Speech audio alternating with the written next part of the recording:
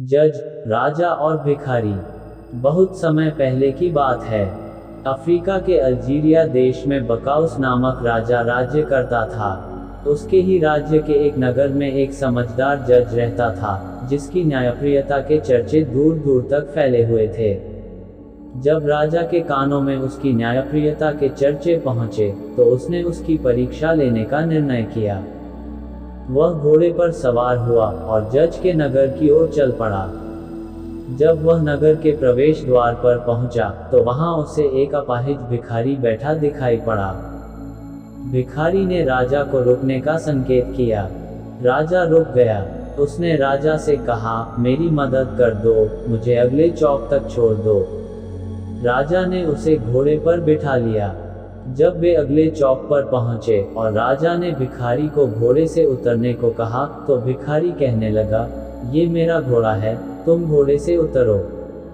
दोनों में बहस होने लगी। लोग उनके आसपास इकट्ठा हो गए। बहस बढ़ती देखकर लोगों ने मशवरा दिया कि वे लोग फैसले के लिए जज साहब के पास चले जाएं। दोनों कचहरी पहुंचे। कचहरी में बहुत भीड़ थी। जज साहब एक एक करके सबको बुलाकर उनकी दलीलें सुन रहे थे। सबसे पहले उन्होंने एक लेखक और किसान को बुलाया। उनके साथ एक स्त्री भी थी।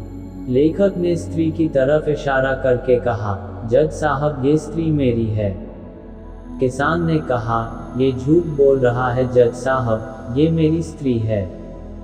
जज साहब ने उनकी दलीलें सुनी।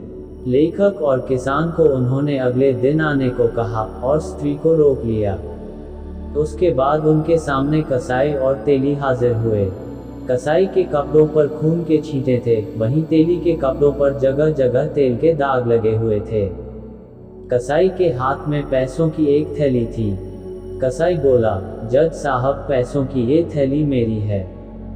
किसान बोला, नहीं जज साहब, ये थैली मेरी है।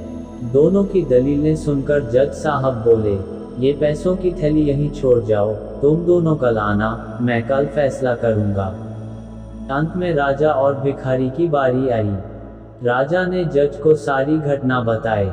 तब जज ने कहा, घोड़े को यहीं छोड़ दो, तुम दोनों कल आना। अगले दिन कचहरी में सब हाजिर हुए। सबसे पहले जज साहब ने लेखक और किसान को बुलाया। दोनों सामने आए। जज साहब ने फैसला दिया, ये स्त्री लेखक की पत्नी है, किसान झूठा है, उसे 50 कोड़े लगाए जाए। उसके बाद उन्होंने कसाई और तेली को बुलाकर फैसला सुनाया, ये पैसों की थैली कसाई की है, झूठे तेली को 50 कोड़े लगाए जाएं। अंत में राजा और भिखारी को बुलाया गया।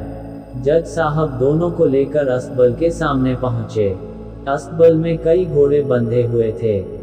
पहले जज राजा को लेकर अस्तबल में गया और घोड़े को पहचानने को कहा। राजा ने घोड़ा पहचान लिया।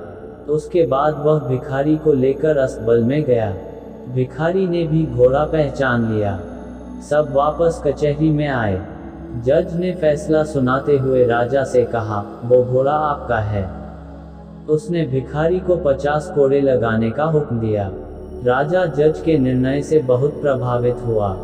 कचहरी की कार्यवाही समाप्त होने के बाद राजा जज के पास गया और पूछने लगा, जज साहब, मैं जानना चाहता हूं कि आप सारे फैसलों पर कैसे पहुंचे।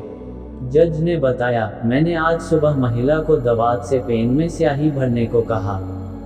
उसने ये काम बखूबी किया। मैं समझ गया कि वह लेखक की पत्नी है। पैसों की थैली से सिक्के निकालकर मैंने रात में पानी के बर्तन में डाल दिए थे। सुबह मैंने देखा कि पानी की सतह पर तेल नहीं तैर रहा। मैं समझ गया कि तेली झूठ बोल रहा है। वो पैसों की थैली कसाई की है। घोड़े का मामला जरा पेचीदा था। फिर आप निर्णय तक कैसे पहुंचे? राजा ने पूछा। जज बताने लगा, आज सुबह जब मैं आप दोनों को अस्तबल ले गया और घोड़े को पहचानने को कहा, तो मेरा मकसद ये देखना नहीं था कि आप दोनों में से कौन घोड़े को पहचान पाता है, बल्कि ये देखना था कि घोड़ा आप दोनों में से किसे पहचानता है। जब आप घोड़े के पास पहुंचे, तो घोड़ा खुशी से पूंछ हिलाने लगा। किंतु जब भिखारी घोड़े के पास गया, तो उसने अपना पिछला पैर उठाया।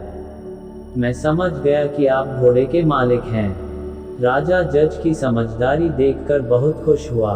उसने अपना परिचय देते हुए जज को इनाम देना चाहा, पर जज ने विनम्रता से मना करते हुए कहा, ये तो मेरा कर्तव्य है और मैं पूरी निष्ठा से अपना कर्तव्य निभाता हूँ। दोस्तों, इस कहानी से हमें ये सीख मिलता है कि हमें सदा अपना काम पूरी निष्ठा के साथ करना चाहिए।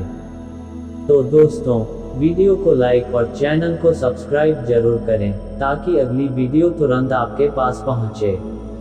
नमस्कार दोस्तों, फिर मिलेंगे अगली वीडियो में।